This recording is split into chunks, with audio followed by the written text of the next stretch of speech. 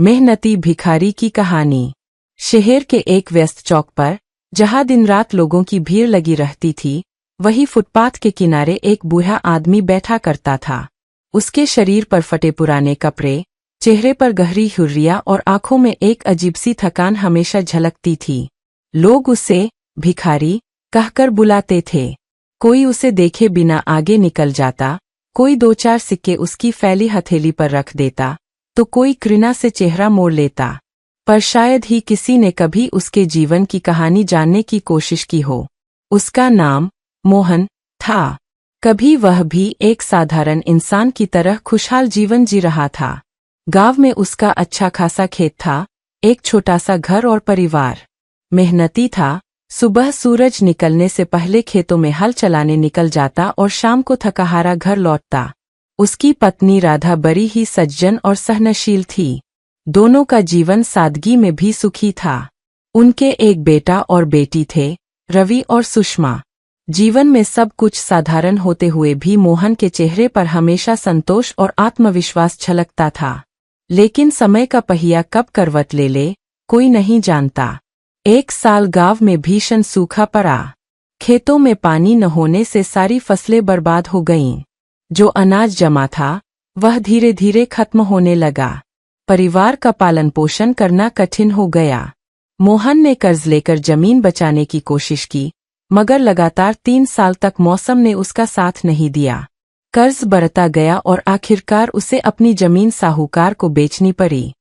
बिना जमीन और बिना सहारे का किसान आखिर क्या करे। मजबूरी में मोहन शहर की ओर निकल पड़ा। सोचा कि किसी तरह मजदूरी करके परिवार का पेट भर लेगा। शुरू में उसने ईंट भट्ठे पर काम किया, कभी निर्माण स्थलों पर ईंट पत्थर ढोए, तो कभी रिक्शा चलाया। पर शहर की जिंदगी गांव जैसी सरल नहीं थी। यहाँ हर कदम पर प्रतिस्पर्धा और कठोरता थी। गांव से आया भोला भाला मोहन जल्द ही शहर के शोरगुल और निर्दयता में पिसने लगा। धीरे धीरे काम के अवसर घटते गए, उम्र का बोझ बढ़ता गया और शरीर पहले जैसा ताकतवर न रहा। मजदूरी करने लायक ताकत बची नहीं थी। तभी एक दिन उसका बेटा रवि बीमार पड़ गया। इलाज के लिए पैसे नहीं थे। मोहन अस्पताल के चक्कर लगाता रहा, लेकिन बिना पैसों के डॉक्टर ने हाथ खड़े कर दिए। रवि की हालत बिगड़ती गई और कुछ ही दिनों में वह दुनिया छोड़कर चला गया। बेटे की मौत ने मोहन और राधा दोनों को अंदर तक तोड़ दिया। दुख की इस घड़ी में गरीबी और बेबसी ने राधा को भी बीमार कर दिया। पेट भर खाना न मिलने से उसका शरीर कमजोर पड़ गया। इलाज के अभाव में उसने भी धीरे धीरे मोहन का साथ छोड़ दिया। अब उसके पास सिर्फ बेटी सुषमा रह गई। लेकिन बेटी का भी भविष्य अंधेरे में था। एक दिन शहर में काम की तलाश में निकली सुषमा का कोई पता ही नहीं चला। किसी ने कहा कि वह किसी दलाल के चंगुल में फंस गई होगी, कोई बोला कि वह कहीं भाग गई। पर सच क्या था, यह मोहन कभी नहीं जान सका। परिवार के बिखर जाने के बाद मोहन पूरी तरह अकेला हो गया। न घर, न सहारा, न काम, बस खालीपन। शुरू में उसने कई बार कोशिश की कि किसी दुकान पर छोटा मोटा काम मिल जाए, लेकिन हर जगह उम्र और कमजोरी आड़े आ जाती। आखिरकार मजबूरी में वह सड़कों पर बैठकर भीख मांगने लगा। भीख मांगना उसके लिए आसान नहीं था। शुरुआत में जब उसने किसी से पैसे मांगे तो उसे बड़ी शर्म आई। लगा जैसे उसकी आत्मा रो रही हो। पर भूख और लाचारी इंसान से सब करवा लेती है। धीरे धीरे वह चौक के उसी कोने का स्थायी हिस्सा बन गया। लोग उसे पहचानने लगे, मगर सिर्फ भिखारी के नाम से। किसी को उसके अतीत की परवाह नहीं थी, किसी को उसकी पीड़ा जानने की फुर्सत नहीं थी। कभी कभी मोहन सोचता, क्या वाकई इंसान की पहचान उसके कपड़ों और हालात से ही होती है? क्या किसी के भीतर छिपे संघर्ष, ईमानदारी और सपनों की कोई कीमत नहीं? लेकिन यह सवाल उसके मन में ही रह जाता। सड़क पर गुजरते लोग शायद ही कभी उसकी आंखों में झांकते हों। एक दिन स्कूल से लौटते हुए एक छोटा बच्चा उसके पास आया। उसने अपनी टिफिन में बची रोटी और सब्जी मोहन को दी। मोहन की आंखों में आंसू भर आए।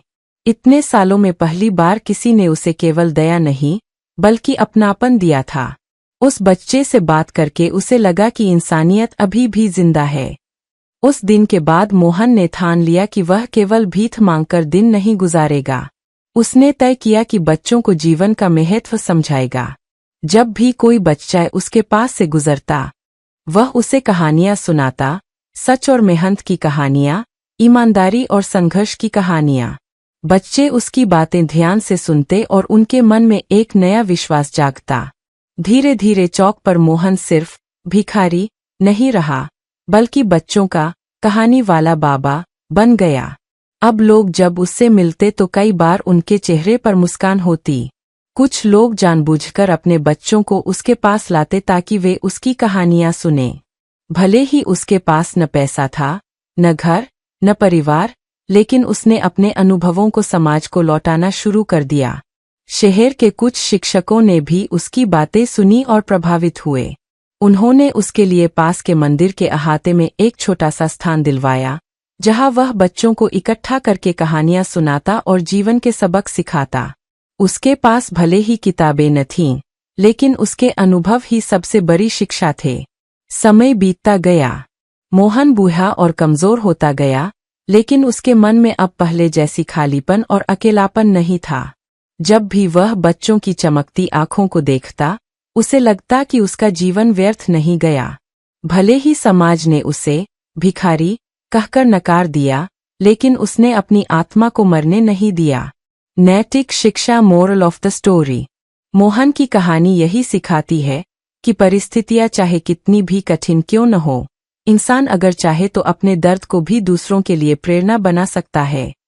गरीबी और लाचारी इंसान से सब कुछ छीन सकती है, लेकिन अगर दिल में हिम्मत और इंसानियत बची हो तो वह किसी भी हालात में अर्थ खोज सकता है।